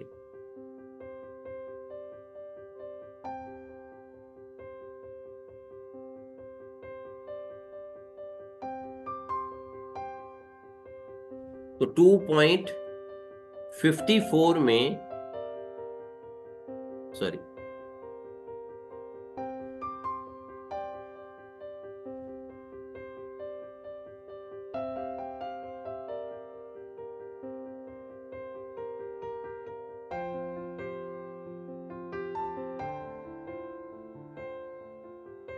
2.54 में अर्जुन बोलते हैं कि हे कृष्ण, अध्यात्म में लीन चेतना वाले व्यक्ति, या जिसको कि यहाँ पे स्थित प्रज्ञ कहा गया है, कि क्या लक्षण है, वह कैसे बोलता है, उसकी भाषा क्या है, वह किस तरह से बैठता है, किस तरह से चलता है। तो यहाँ पे प्रभुपाद अपने तात्पर्य के अंदर में बताते हैं कि जिस प्रकार धनी पुरुष के कुछ लक्षण होते हैं जिससे कि वह धनवान कहलाया जाता है, या विद्वान पुरुष जो है वो अपने गुणों की वजह से विद्वान कहा जाता है, उसी तरह कृष्ण की दिव्य चेतना से युक्त व्यक्ति अपने विशिष्ट लक्षणों से जाना जाता है। जैसे योगी अपनी योजना के अनुसार इंद्रियों को वश में कर लेता है। तो यहाँ पे क्या कह रहे हैं कि योग का अर्थ है जहां पे कि सदैव चंचल रहने वाली इंद्रियों को अपने वश में रखते हुए परम तत्व में अपने मन को जो है वो एकाग्र कर देना या एकाकार कर देना। और वो परम तत्व कौन है? वो परम तत्व है भगवान। भगवान ही जो है वो परम तत्व है। तो अब यहाँ पे उसके जो कैरेक्टरिस्टिक्स हैं, उसके सिम्टम्स क्या हैं, लक्षण क्या हैं स्थित प्रज्ञ जीव के, तो यहाँ पे वो शुरू हो रहा है। यहाँ पे हमारे को क्यों ये बात बताई जा रही है स्थित प्रज्ञ के विषय में, कि हम अपने आप को निष्काम करते हुए इस पोजीशन पे लेके आए कि हमारे को भी एक स्थित प्रज्ञ बनना है। हम सबको भी अपने जीवन के अंदर में स्थित प्रज्ञ बनना है, इसलिए ये हमारे को उदाहरण दिया जा रहा है। और उसमें स्थित प्रज्ञ व्यक्ति के क्या लक्षण हैं, वो कैसे कार्य करता है, वो कैसे उठता है, वो कैसे बैठता है, ये सारी चीजें जो हैं वो हमारे को पता चलेंगी। तो 2.55 में भगवान कह रहे हैं कि हे पार्थ, जब मनुष्य मनोधर्म से उत्पन्न होने वाली इंद्रिय तृप्ति के समस्त कामनाओं का परित्याग कर देता है और जब इस तरह से विशुद्ध हुआ उसका मन आत्मा में संतोष प्राप्त करता है, तो वह विशुद्ध दिव्य चेतना को प्राप्त स्थित प्रज्ञ कहा जाता है। और इसी को ही आगे और इलैबोरेट करेंगे 2.61 में। भगवान कहते हैं कि जो इंद्रियों को पूर्णतः वश में रखते हुए इंद्रिय संयम करता है और अपनी चेतना को मुझ में स्थिर कर देता है, वह मनुष्य स्थिर बुद्धि कहलाता है। तो ये गुण जो हैं ये हमारे को अपने आप में, अपने अंदर में जो है ये गुण हमारे को डेवलप करने होंगे। ये गुण है हमारे अंदर में, ऐसा नहीं कि ये गुण हमारे अंदर नहीं है, अर्जुन के अंदर में या किसी और जीव के अंदर में या शीला प्रभुपाद के अंदर में विशेष रूप से थे। यस, उनके अंदर में विशेष रूप से थे, लेकिन हमारे अंदर में भी ये सारे के सारे गुण हैं। हमें आवश्यकता है कि इन गुणों पे काम करें, ये सभी के अंदर हैं, लेकिन ग्रेजुअली हमारे को वो हमारे देहात्म बुद्धि की वजह से या हमारा बॉडीली लेवल में रहने की वजह से उनपे क्या आ गया, उनपे धूल जम गई हुई है। तो उस धूल को हमारे को साफ करने के लिए प्रेरणा मिल रही है हमारे को। ये बेसिकली ये जो जितने भी ये सेक्शन है, ये सेक्शन हमारे लिए प्रेरणा स्रोत है कि हम भी स्थित प्रज्ञ बन सकते हैं। इसीलिए तो हमारे को यहाँ पे भगवान स्थित प्रज्ञ के गुण बता रहे हैं, उसके लक्षण बता रहे हैं और वो किस तरह से कार्य करता है, ताकि हम भी अपने जीवन को उसी प्रकार से कार्यान्वित कर सकें, उसी प्रकार से हम भी अपने जीवन को ढाल सकें। कि यहाँ पे नेक्टर ऑफ इंस्ट्रक्शन जो एक बुक है प्रभुपाद द्वारा ही लिखी गई है, उसके अंदर में जो पहला श्लोक आता है उसमें आता है कि वाचो वेगम मनसा क्रोध वेगम जिह्वा वेगम उदर उपस्थ वेगम एतान वेगान यो विषहेद धीरा सर्वाम अपि इमाम पृथ्वी सा शिष्यात्।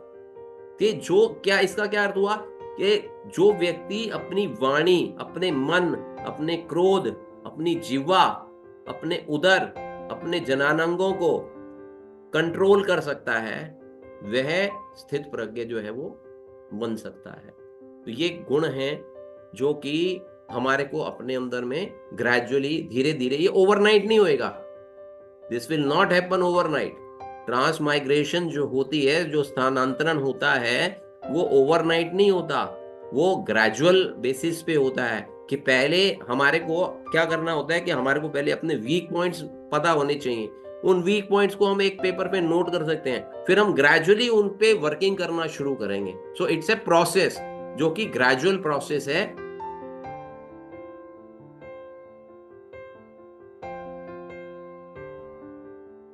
फिर अर्जुन का नेक्स्ट जो प्रश्न है वो ये पूछता है कि वो बोलता कैसे है, जो स्थित प्रज्ञ व्यक्ति होता है वो बोलता किस प्रकार से है।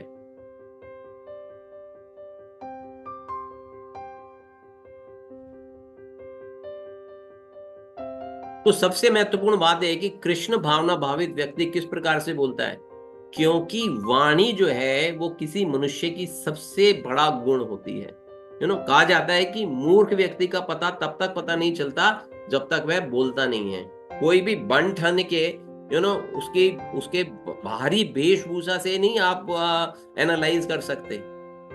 किसी की बाहरी वेशभूषा से उसको एनालाइज नहीं किया जा सकता। उसका यथार्थ रूप तब प्रकट होता है जब वो अपने मुख से कुछ भी शब्द जो है वो बोलता है।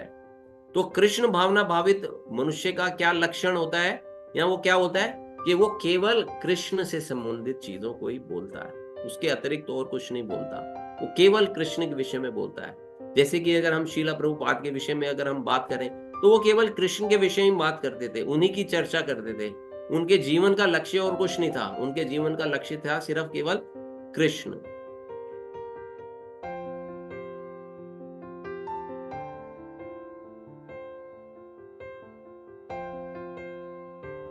फिर नेक्स्ट पूछता है अर्जुन कि वो किस प्रकार से बैठता है।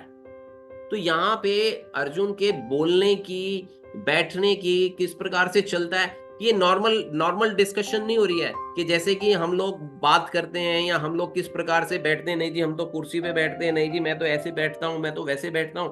नहीं, ये उस प्रकार के बैठने की बात नहीं हो रही है। ये मन में किस प्रकार के विचार बैठते हैं, हमने अपने मन को किस प्रकार से इंस्ट्रक्शंस दे रखी हुई हैं, ये उसके विषय में चर्चा हो रही है। तो 2.58 में भगवान कहते हैं कि जिस प्रकार कछुआ अपने अंगों को संकुचित करके एक खोल के भीतर कर लेता है, उसी तरह जो मनुष्य अपनी इंद्रियों को इंद्रिय विषयों से खींच लेता है, वह पूर्ण चेतना में दृढ़ता पूर्वक स्थिर होता है। अच्छा, कछुए की क्या विशेषता होती है कि कछुआ किसी भी समय, आप यहाँ पिक्चर जैसे देख रहे हो ना, तो एक पिक्चर के अंदर में देख रहे हो उसकी टांगे नहीं है, उसका मुंह भी नहीं है, वो केवल एक छोटा सा पीस बना हुआ है। और दूसरे वाले में आप देख रहे हो लेफ्ट साइड में कि कछुआ जो है वो अपने मुंह भी बाहर निकाला हुआ है और उसने अपनी टांगे भी बाहर निकाली हुई हैं। तो क्या इसका क्या अर्थ हुआ कि कछुआ अपने, जिस प्रकार से कछुआ अपने अंग समेट लेता है और किसी विशेष जो परिस्थिति आती है केवल वो तभी खोलता है, तो इसी प्रकार जो कृष्ण भावना भावित व्यक्ति है वो अपनी इंद्रियों को केवल भगवान की विशेष सेवाओं में, काम में लगाने के लिए ही करता है ना। अन्यथा वो क्या कर लेता है, अपनी इंद्रियों को संकुचित कर लेता है, दबा लेता है अपनी इंद्रियों को। तो अर्जुन को उपदेश दिया जा रहा है कि वह अपनी इंद्रियों को आत्मतुष्टि में के लिए ना करे, बल्कि क्या करे, भगवान की सेवा के लिए लगाए। ये है यहाँ पे कि वो किस प्रकार से बैठता है, कि अपनी इंद्रियों को समेट लेता है। जहां पे भी विषय भोग आएंगे उसको लगता है कि नहीं ये मेरे लिए नहीं है, तो अपनी इंद्रियों को समेट लेता है। और जहां पे उसको लगता है कि यहाँ पे मेरे को कीर्तन करने की आवश्यकता है, यहाँ पे मेरे को लोगों को समझाने की आवश्यकता है, भगवत गीता की चर्चा करने की आवश्यकता है, तो वो अपनी इंद्रियों को खोल लेता है, संकुचित नहीं करता उस समय। और 2.59 में इस श्लोक में भगवान सामान्य जीव की स्थिति की स्थित प्रज्ञ की स्थिति, सामान्य जीव की स्थिति और स्थित प्रज्ञ जीव की स्थिति का वर्णन करते हैं। तो भगवान कहते हैं कि देहधारी जीव इंद्रिय भोग से भले ही निवृत्त हो जाए, पर उसमें इंद्रिय भोगों की इच्छा रहती है, लेकिन उत्तम रस का अनुभव होने से ऐसे कार्यों को बंद करने पर वह भक्ति में स्थिर हो जाता है। परम दृष्टवा निवर्तते।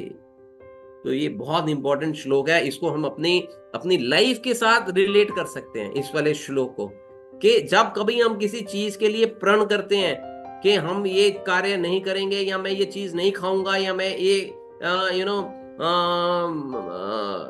किसी वेबसाइट में, किसी पर्टिकुलर वेबसाइट में नहीं जाऊंगा, या मैं कोई और कार्य नहीं करूंगा, तो वहां पे इंद्रिय क्या करती है, इंद्रिय उसको उसी ओर लेके जाती है। बता रहा है कि इंद्रिय भोग से भले ही निवृत्त हो जाए, पर उसमें इंद्रिय भोग की इच्छा जाती नहीं है। लेकिन क्या करना पड़ेगा कि जब हम लगातार कंटिन्यूसली जब हम इस तरह का भक्ति के अंदर में इन्वॉल्व रहेंगे, अपनी साधना को बहुत सीरियसली करेंगे, बहुत ही स्ट्रिक्टली फॉलो करेंगे उसको, अपनी साधना को, और अपने आप को इधर उधर डाइवर्ट नहीं होने देंगे, then we can achieve our goal. हमारी 5 इंद्रियां हैं, आंख, कान, नाक, जीवा और स्पर्श, जिन्हें हमारे को सबसे ज्यादा प्रॉब्लम होती है कंट्रोल करने में। और यही 5 इंद्रियां जो हैं हमारे को भोग करने के लिए प्रेरित करती रहती है, और इन्हीं को कंट्रोल करना जो होता है अत्यंत कठिन हो जाता है। जैसे अभी हमने बताया, वाचो वेगम, मनसा क्रोध वेगम, जिह्वा वेगम। तो ये इंद्रियां जो हैं इन सबको अगर हम कंट्रोल में कर लेंगे, इसके लिए कि हमारे को प्रयास करना पड़ेगा। ये अपने आप नहीं आएंगी, क्योंकि हम तो, हमारे अंदर में भोग प्रवृत्ति है ना, तो हम तो भोग करना चाहते हैं। अब वो भोग करना चाहते हैं, शरीर को आदत पड़ी हुई है, इंद्रियों को आदत पड़ी हुई है उसको भोग करने की। अब उसको बोलो कि नहीं जी अब आप भोग मत करो, तो उसमें क्या करना पड़ेगा, हमारे को धीरे धीरे धीरे धीरे धीरे धीरे करके अपने आप को प्रेरित करना पड़ेगा, अपने आप को समझाना पड़ेगा, अपने आप को गाइड करना पड़ेगा। फिर या हम किसी सीनियर की या किसी अपने से विशिष्ट भक्त की शरण जब हम लेंगे, उससे हम लोग गाइडेंस लेके ये सारी चीजों के अंदर में प्रयास कर सकते हैं आगे बढ़ने का।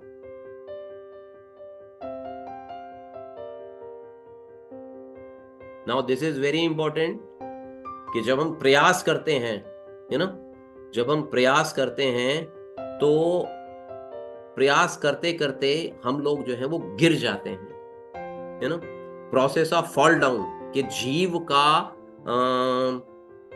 जीव अपनी स्थिति से कैसे गिर जाता है, इसके विषय में अब भगवान ने बताया। क्योंकि भगवान ने अभी बताया, अभी तक हमारे को बता रहे हैं कि कंट्रोल करना है। अब वो जीव ने चलो कंट्रोल करना प्रारंभ कर दिया, तो कैसी स्थिति आ सकती है, अब वो स्थिति का भगवान यहाँ पे वर्णन कर रहे हैं 2.60 में। वेरी इंपॉर्टेंट श्लोक। हे अर्जुन, इंद्रियां इतनी प्रबल तथा वेगमान हैं कि वे उस विवेकी पुरुष के मन को भी बलपूर्वक हर लेती हैं जो उन्हें वश में करने का प्रयत्न करता है।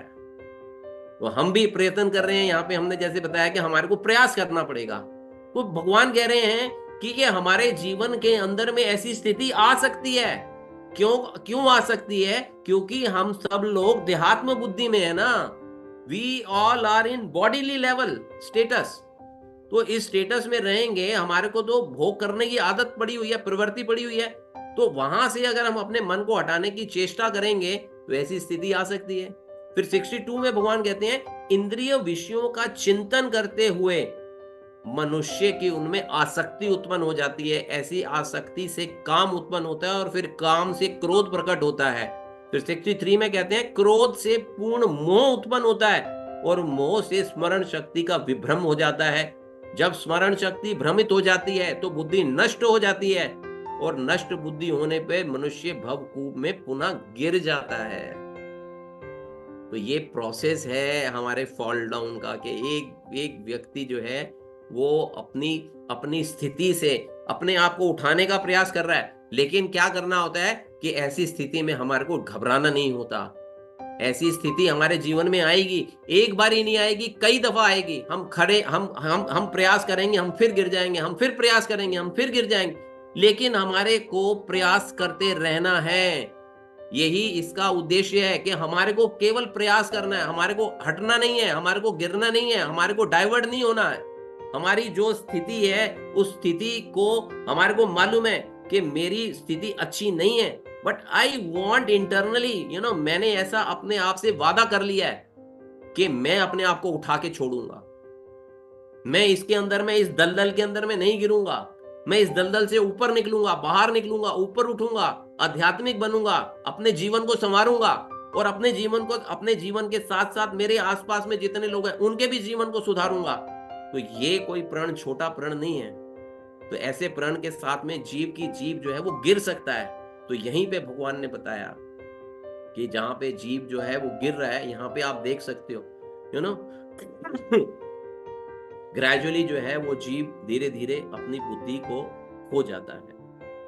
इसमें एग्जाम्पल आती है कि कितने विद्वान हुए हैं, अध्यात्म के अंदर में कितने विद्वान हुए हैं जो प्रैक्टिस कर रहे थे, अध्यात्मवादी थे। जैसे कि विश्वामित्र थे, सौरभी मुनि थे। विश्वामित्र जो है वो मेनका के साथ में विषय भोग के अंदर में फंस गए। सौरभ मुनि जो थे वो पानी में बैठ के तपस्या कर रहे थे, उसने एक मछली को देखा संभोग करते हुए और उनकी तपस्या भंग हो गई। तो हम लोग भी इस तरह से अपने जीवन के अंदर में बहुत सारे प्रण करते हैं। अब जैसे नया साल आ रहा है तो नए साल के अंदर में हम बहुत सारे रिचुअल, बहुत सारे जो है हम लोग प्रण कर लेते हैं कि हाँ जी हम ये करेंगे। लेकिन क्या हो जाता है, कुछ समय के बाद में हम सब लोग उनको छोड़ देते हैं। तो यहाँ पे बेसिकली हमारे को देखना है 3 स्टेजेस हैं जी हमारी यहाँ पे, थिंकिंग स्टेज और विलिंग स्टेज। ये ये जो थिंकिंग, फीलिंग, विलिंग वाला जो कॉन्सेप्ट है, ये हाउ इट वर्क्स। तो सबसे पहले हमारे मन के अंदर में विचार उत्पन्न होता है, फिर हम उस विचार पर मनन करना प्रारंभ करते हैं, और फिर उस पे काम करने का हम लोग निश्चय करते हैं, और फिर लास्ट में एक्शन करते हैं या उसको इंप्लीमेंट कर लेते हैं। तो गुरु, साधु और शास्त्र क्या कहते हैं कि अगर हमारे को गिरने से बचना है तो जो थिंकिंग वाली स्टेज है, जो फर्स्ट स्टेज है, उसी पे हम अपने आप को रोक लें। अगर हम मनन वाली स्थिति में चले जाए, क्यों मनन वाली स्थिति ना बहुत मजेदार होती है। मनन वाली स्थिति जो है वो फैंटेसी में ले जाती है हमारे को। हाँ, वहां पे ना स्वप्न में आ जाते हैं हम लोग, बैठे बैठे जागृत अवस्था में भी हम स्वप्न में आ जाते हैं कि हाँ जी ये कार्य हो रहा है, मैं ऐसे कर रहा हूं, मैं वैसे कर रहा हूं, ऐसा हो रहा है, वैसा हो रहा है, यू नो। तो वो जो मनन वाली स्थिति है, उसमें जब विचार कर रहा है व्यक्ति, तो उसके विचार पक्के हो रहे हैं, तो वो फिर एक्शन कर जाएगा। एक्शन कर गया तो मतलब गिर गया। तो यहाँ पे गुरु, साधु, शास्त्र हमारे को क्या बता रहे हैं कि इससे पहले कि हमारे मन के अंदर में ऐसे विचार उत्पन्न हो, हमारे को इसको पहली स्टेज में ही रोक देना है। अब प्रश्न उठता है कि हम अपनी इंद्रियों को, अपने मन को किस प्रकार भगवान की सेवा में लगाएं। तो श्रीमद् भागवतम के 9th कैंटो के 4th चैप्टर के 18 से लेके 20 तक के श्लोक हैं, which is very very useful, जिसमें कि राजा अम्बरीश जो हैं वो अपनी इंद्रियों को कैसे भगवान की सेवा में लगाते हैं वो बताया गया है। बता रहे हैं कि राजा अम्बरीश अपना मन भगवान कृष्ण के चरणार विंदों में स्थित कर दिया, अपनी वाणी भगवान के धाम की चर्चा करने में लगा दी, अपने कानों को भगवान की लीलाओं को सुनने में, अपने हाथों को भगवान का मंदिर साफ करने में, अपनी आंखों को भगवान का स्वरूप देखने में, अपने शरीर को भक्त के शरीर का स्पर्श करने में, अपनी नाक को भगवान के चरणार बिंदों पर भेंट किए गए फूलों की गंध सूंघने में, अपनी जीभ को उन्हें अर्पित तुलसी दलों का आस्वादन करने में, अपने पांवों को जहां जहां भगवान के मंदिर हैं उन स्थानों की यात्रा करने में, अपने सर को भगवान को नमस्कार करने में, तथा अपनी इच्छाओं को भगवान की इच्छाओं को पूरा करने में लगा दिया। और इन गुणों के कारण वे भगवान के मत्सर भक्त बनने के योग्य हो गए। This is what how we will engage our senses. तो यहाँ पे हमारे को अम्बरीश महाराज की ये जो शिक्षा है ये हमारे को ग्रहण करनी पड़ेगी। ये हमारे को श्लोक जो है ना श्रीमद् भागवतम का 9th canto 4th chapter 18 to 20th श्लोक, ये हमारे को हमेशा अपने को ध्यान में रखना है कि मेरी इंद्रियां किस प्रकार से कार्य करेंगी, या मेरे को अपनी इंद्रियों से किस प्रकार के कार्य लेने हैं। ये 2 स्लाइड्स हैं, मैं इनको स्किप कर रहा हूं। 2.17 में फिर चौथा जो प्रश्न था कि वो कैसे चलता है, कि स्थिर प्रत्यज्ञ जीव जो है वो किस प्रकार से चलता है। तो 2.70 में भगवान बोलते हैं, जो पुरुष समुद्र में निरंतर प्रवेश करते रहने वाली नदियों के समान इच्छाओं के निरंतर प्रवाह से विचलित नहीं होता और सदैव स्थिर रहता है, वही शांति प्राप्त कर सकता है, वह नहीं जो ऐसी इच्छाओं को तुष्ट करने की चेष्टा करता रहता है। हमारे मन के अंदर में ना भोग प्रवृत्ति जाती नहीं है, तो हम हमेशा अपनी इंद्रियों को तुष्ट करने की, अपनी इच्छाओं को पूर्ण करने में लगे रहते हैं। तो शीला प्रभुपाद इसके तात्पर्य में क्या कह रहे हैं, दिस इज वेरी इंपॉर्टेंट, बहुत अच्छा तात्पर्य है प्रभुपाद का। यहाँ पे मैंने कुछ लाइनें ली हैं, उसमें से जब तक मनुष्य शरीर में है तब तक इंद्रिय तृप्ति के लिए शरीर की मांगे बनी रहेंगी, किंतु भक्त अपनी पूर्णता के कारण ऐसी इच्छाओं से विचलित नहीं होता। कृष्ण भावना भावित व्यक्ति को ऐसी वस्तुओं की आवश्यकता नहीं होती, क्योंकि भगवान उसकी सारी आवश्यकताएं पूरी करते रहते हैं। अतः वह सागर के तुल्य होता है, अपने में सदैव पूर्ण। सागर में गिरने वाली नदियों के समान इच्छाएं उसके पास आ सकती हैं, किंतु वह अपने कार्यों में स्थिर रहता है और इंद्रिय तृप्ति की इच्छा से रंच मात्र भी विचलित नहीं होता। कृष्ण भावना भावित व्यक्ति का यही प्रमाण है। इच्छाओं के होते हुए भी वह कभी इंद्रिय तृप्ति के लिए उन्मुख नहीं होता, चूंकि वह भगवान की दिव्य प्रेमा भक्ति में तुष्ट रहता है। अतः वह समुद्र की भांति स्थिर रहकर पूर्ण शांत और आनंद उठा सकता है। तो हमारे को क्या करना है, हमारे जीवन में भी ऐसे स्थितियां आएंगी जहां पे कि हम लोग डबल माइंडेड हो सकते हैं कि मैं ये करूं या वो करूं, उसमें से एक सही कार्य होगा और एक गलत होगा। तो हमारे को क्या करना है, हमारे को अपनी बुद्धि को इस्तेमाल करते हुए इंद्रिय तृप्ति की तरफ नहीं जाना, उन इंद्रियों को भगवान की सेवा के अंदर में लगाना है। अब हम बिल्कुल एज पे पहुंच गए हैं, बिल्कुल last stage of this chapter. तो ये है शांति का सूत्र, कंक्लूजन है ये शांति का सूत्र है। तो इसमें क्या बता रहे हैं, 2.71 में प्रभुपाद बताते हैं कि ये श्लोक है, भगवान बोलते हैं कि जिस व्यक्ति ने इंद्रिय तृप्ति की समस्त इच्छाओं का परित्याग कर दिया है और जो इच्छाओं से रहित रहता है और जिसने सारी ममता त्याग दी है वह तथा अहंकार से रहित है, वही वास्तव में शांति प्राप्त कर सकता है। और फिर मैं दोबारा से शीला प्रभुपाद का तात्पर्य पढ़ूंगा, क्योंकि ये लाइनें जो प्रभुपाद ने लिखी हैं मैं नहीं बोल पाऊंगा अपने भाषा के अंदर में। तो कहते हैं प्रभुपाद कि जीव कभी भी इच्छा शून्य या इंद्रिय शून्य नहीं हो सकता, किंतु उसे अपनी इच्छाओं की गुणवत्ता बदलनी होगी। भौतिक दृष्टि से इच्छा शून्य व्यक्ति जानता है कि प्रत्येक वस्तु कृष्ण की है, ईशावास्यम इदम सर्वम, अतः वह किसी वस्तु पर अपना स्वामित्व घोषित नहीं करता। वह दिव्य ज्ञान आत्म साक्षात्कार पर आधारित है। इस प्रकार कृष्ण भावनामृत का यह ज्ञान ही वास्तविक शांति का मूल सिद्धांत है। और लास्ट में इसी को कंटिन्यू करते हुए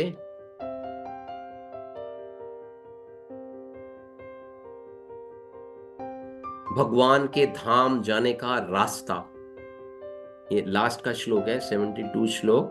यह भगवान बोलते हैं यह आध्यात्मिक तथा ईश्वरीय जीवन का पथ है, जिसे प्राप्त करके मनुष्य मोहित नहीं होता। यदि कोई जीवन के अंतिम समय में भी इस तरह स्थित हो तो वह भगवत धाम को प्राप्त होता है। तो इसमें भी प्रभुपाद का तात्पर्य ही मैं आपको बताऊंगा। प्रभुपाद अपने तात्पर्य में बोलते हैं, निर्वाण का अर्थ है भौतिकतावादी जीवन शैली का अंत। इस श्लोक के अंदर में वर्ड आता है निर्वाण, तो उसलिए यहाँ पे बताया गया कि निर्वाण का अर्थ है भौतिकतावादी जीवन शैली का अंत। बौद्ध धर्म के अनुसार इस भौतिक जीवन के पूरा होने पर केवल शून्य शेष रह जाता है, किंतु भगवत गीता की शिक्षा इससे भिन्न है।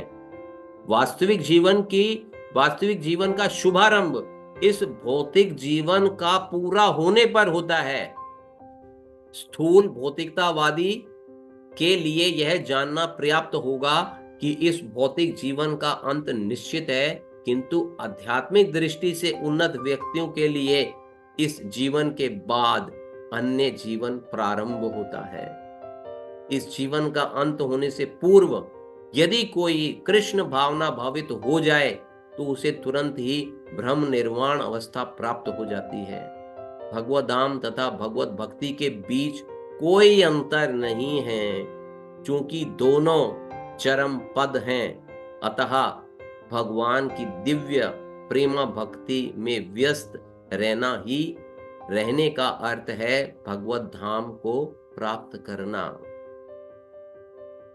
तो this is really very touching, बहुत ही टचिंग है इसका जो तात्पर्य शील प्रभुपाद ने बताया है कि हमारे लिए बेसिकली प्रभुपाद यहाँ पे बहुत क्लियर कट इंस्ट्रक्शन दे रहे हैं कि कृष्ण भावना भावित अगर हम होते हैं तो हमारे जैसे मन में इच्छा हो कि मैं भगवत धाम जाऊंगा, तो अगर कृष्ण भावना भावित आप हो गए हो तो आप यहीं पे भगवत धाम में ही हो। इसके कहने का अर्थ ये है कि हम यहाँ पे भगवत धाम में ही हैं, भगवत धाम से हम अलग नहीं हुए हैं।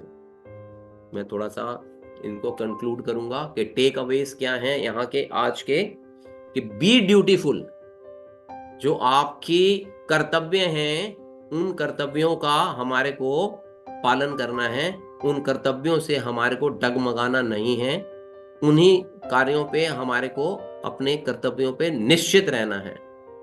और फिर दूसरा क्या है, ड्यूटीज विद डिटैचमेंट, कि हमारे को आसक्त नहीं होना अपने कार्यों के साथ में, हमारे को अनासक्त होके इस तरीके से हमारे को अपने जीवन के अंदर में कार्य करने हैं। और फिर क्या है तीसरा, सिंगल माइंडेड रहना है हमारे को विचलित नहीं होना, भटकना नहीं है कि सोमवार को कहां गए, मंगलवार को कहां गए, बुधवार को कहां गए, नहीं, जहां पे भी जाना चाहते हो वहां पे स्थित हो जाओ। ये भगवान ये नहीं बोल रहे कि आप मेरे पास ही आओ, जहां पे आपका मन होता है पर एक जगह पे स्थित हो जाओ, कहीं पे भी स्थित हो जाओ, just be a single minded at a single place.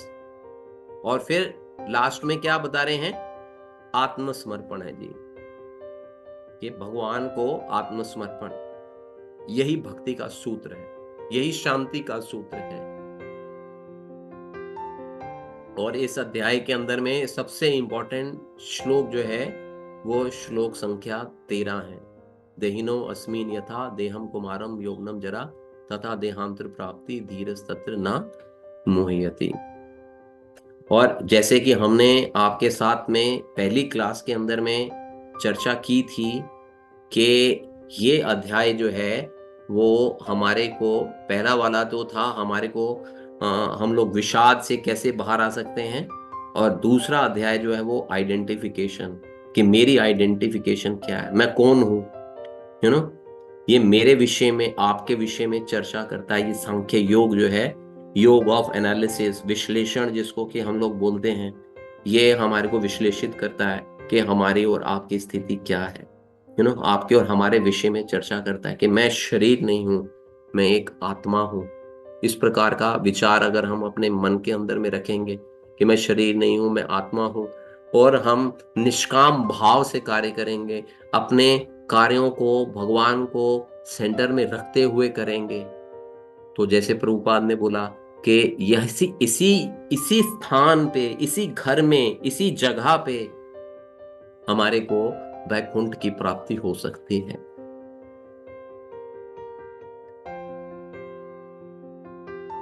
कैसे प्रकार की, इसके लिए हमारे को किसकी हेल्प लेनी होगी, इसके लिए हमारे को, जैसे मैंने बताया था, साध्य और साधन दो वस्तुएं होती हैं।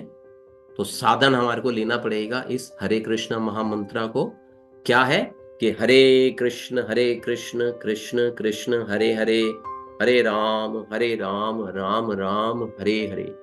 जब हम इस प्रकार से अपने मन को स्थित कर लेंगे तो हमारा भगवत धाम जाना या यहीं पे रहते हुए भगवत धाम के भाव को अपने अंदर में लेके आ जाना या डेवलप कर लेना हमारे लिए आसान हो जाएगा, और ये संभव कर पाएंगे हम सभी लोग। तो इसी के साथ में अध्याय 2 शील प्रभुपाद द्वारा जो यहाँ पे बताया गया वो हमने आप लोगों के साथ में कम्युनिकेट किया। तो यह अध्याय जो है यहाँ पे समाप्त होता है।